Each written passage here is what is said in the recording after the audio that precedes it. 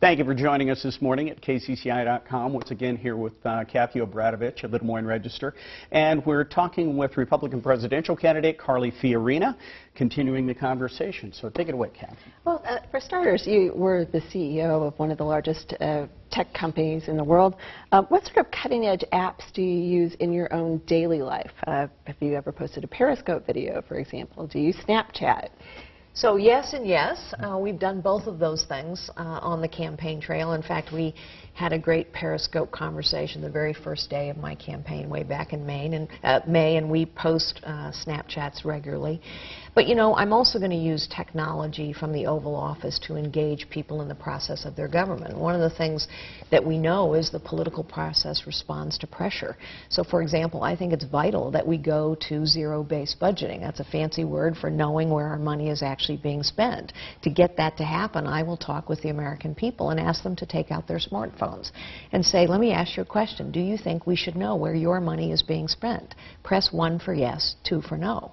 That technology exists, and it is a way of focusing the frustration that citizens have with the, frankly, incompetence of the federal government now, and motivate Congress to do something about it. So technology is a great tool. But not everybody has technology has access to that kind of technology. I mean, yeah, but a lot of people do. Look how many Americans vote for The Voice every week.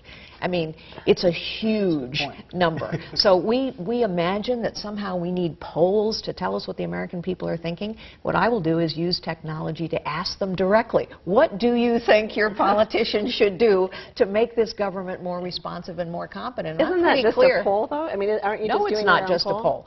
No, it's a very specific question. 80% of Americans now think the professional political class doesn't care anything about them. 75% of Americans think the federal government is corrupt. That is a huge majority. So, do you think, for example, that we ought to be able to fire senior executives who watch pornography all day long in their jobs instead of permitting them to earn the same pay, pension, and benefits as somebody doing a good job? Press 1 for yes, 2 for no. People will vote. They will press 1 for yes, and politicians will feel that pressure and move. But you know, how you word the we know this from polling. How you word the question oftentimes, you know. Yeah, but some of this is pretty common sense, Kathy. Come on. Do you think we ought to know where our money is being spent? So press 1 for yes, 2 for no. The truth is we don't today.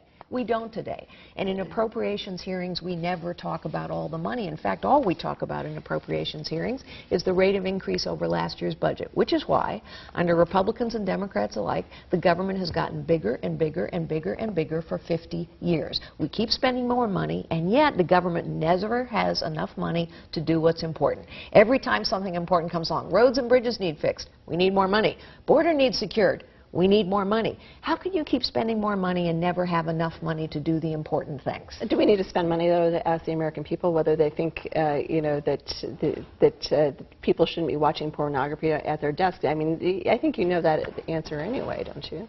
Yeah, but the politicians apparently don't. The politicians apparently don't know that answer because we have permitted a system in the federal government that overlooks the most egregious kinds of behavior and has somebody who's trying to do a really good job earning the same pay, pension, and benefits as someone who's abusing the system. And politicians have let that go on for decades. So apparently they don't know the answer to that question. Okay, shifting gears a whole lot. Now, we have taken some viewer questions.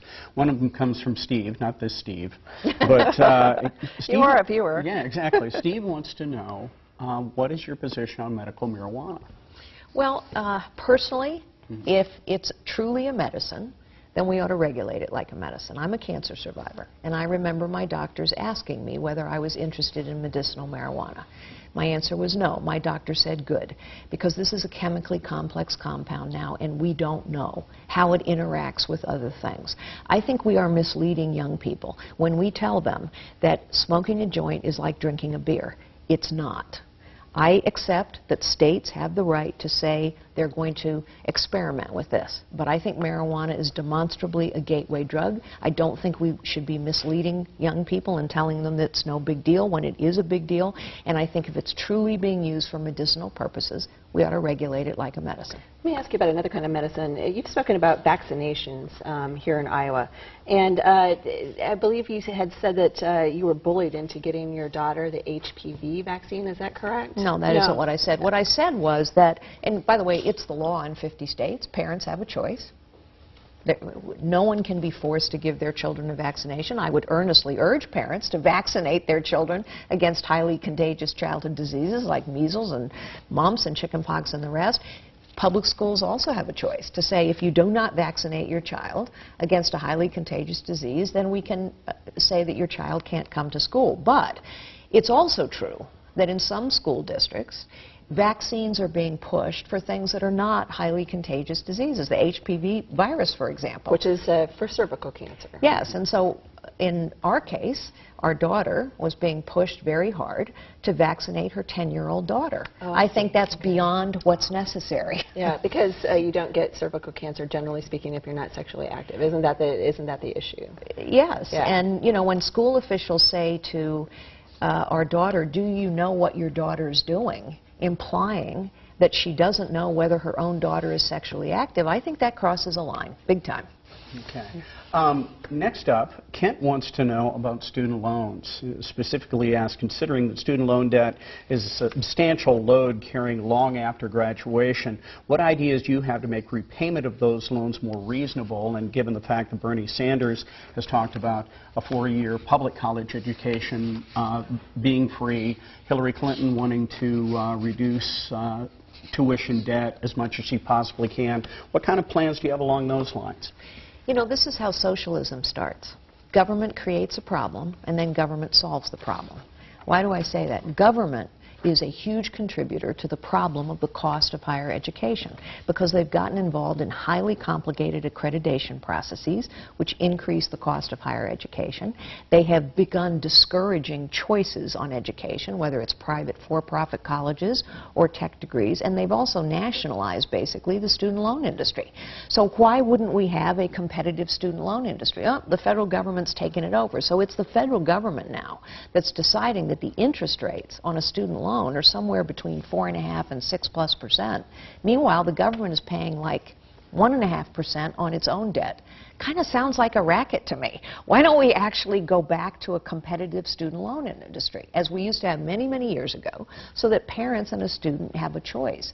And let's get the federal government and its programs out of higher education. Let's understand that not everyone wants to have a 4-year college degree. We ought to have a lot more technical. My husband went to tech school. We ought to have a lot more technical training in this country so that people can learn a trade, which is a fantastic life for yourself and your family. We hear candidates sometimes talk a lot about vocational education, almost to the point of saying that 4-year public universities should not be preparing students for anything except for a job that is in demand right now. For example, Marco Rubio goes around saying there's not a big market, job market for Greek philosophers. But you have a liberal arts... I was a Greek philosopher, yeah, major. You have a liberal arts education, so I wonder, you know, you did major in philosophy, I did. so and it clearly prepared you for something here. Well, you know, I do think that we have to balance the needs to prepare young people for a career. And by the way, we also ought to engage in lifelong learning so that we are retraining able-bodied Americans who lose their job but could learn new skills to get a new job. And educating people. I happen to think that being educated in history, philosophy, arts, and music builds character, gives you perspective, and it is character and perspective that are the foundation for good judgment. So I am happy. When I graduated with a degree in philosophy, I wasn't particularly employable, so I had to go back to work full-time doing what I had done part-time to put myself through college. I typed and filed and answered the phones. On the other hand, that education prepared me for much of what has happened in my life. Okay. What do you say to the people who would say, with regard to the increasing cost of an education, of higher education, that a lot of that has to do with the lack of government investment. I mean, you have the federal government cutting its spending on colleges and universities throughout the country. You have state legislatures that are virtually broke. I know here in the state of Iowa, the increases to higher education funding are smaller and smaller. It seems to come back on the students. The students end up paying for the lack of government investment in schools. Well, we need to distinguish between state government investments and federal government investments. And I don't disagree that at the state level, in some cases, more investments are needed. It's also true that the Department of Education, which is the federal level investment in education, the Department of Education budget has been growing for decades, and the quality of education has been deteriorating for decades. In other words, it's not just about how much money you spend. It's about where you spend it and how you spend it. And there are many states, California is an example of a state that spends more money per pupil than 49 out of 50 states, and yet the results are 49th out of 50th. More money is not always the answer. Spending money on the right things is the answer. We touched on immigration earlier in the show, but I want to make sure that we're clear on where you stand about immigration and the path to legal status. You have said that once the border is secured, and it has to be secured first, that you would be agreeable to having some sort of path for people who are already here to have legal residency but not citizenship. Is that correct? Yes. And what is that path? I mean, what would people have to do along the way? Well, one of the things that always happens in this immigration debate is we talk about immigration. We talk about securing the border. We've been talking about securing the border for 25 years. The border has not been secure for 25 years. We need to secure the border. So frankly, we can talk all we want about what will happen eventually. I think what we need to focus all of our political energy on is actually securing the border. It's not rocket science. It takes money, manpower, technology, but mostly, apparently, it takes political willpower and leadership. And then we need to fix the legal immigration system, because the legal immigration system is contributing to this problem. Half of the people who are here illegally came on a legal visa and just overstayed. Nobody cared.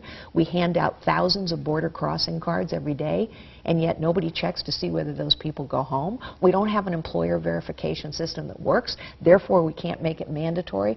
There are a whole host of things that have been broken for 30 years. Politicians talk, it never gets fixed. But about half so the let's electorate, fix it. About half the electorate, though, you know, they'll say, sure, secure the border first. That is great. We were confident that the American people can secure the border.